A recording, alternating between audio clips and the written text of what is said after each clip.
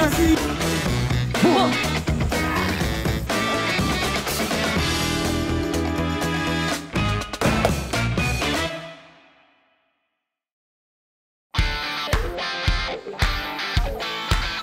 Selamat sejahtera. Assalamualaikum. Saya Fat Bauche. Di dalam martabat Misi Berdarah, saya memegang watak Idil. Idil ni merupakan seorang pelakon ekstra yang sudah pun berkecimpung dalam pelakonan ekstra ni lebih belasan tahun.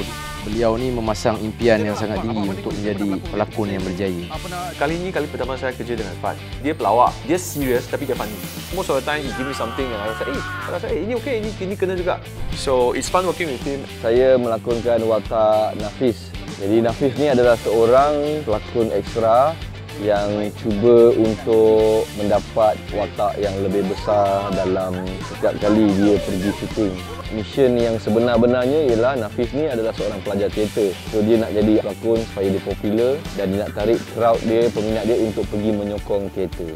Saya Shin Kamal, saya memegang watak sebagai Azhar. Azhar ni seorang yang sangat naif, very obedient, ikut je apa yang boyfriend dia cakap, dan Azhar ni juga seorang pelakon. Tak boleh dengar bunyi yang kuat ke apa ke, nanti dia akan melatah. Interesting lah. Saya Nafiz Zaidi.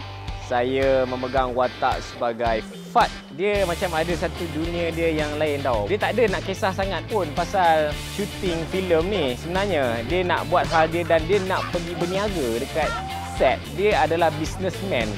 Nafiz Zaidi seorang pelakon yang sangat cepat faham dengan karakter dia. Kita bagi instruction apa, dia tahu nak buat macam mana.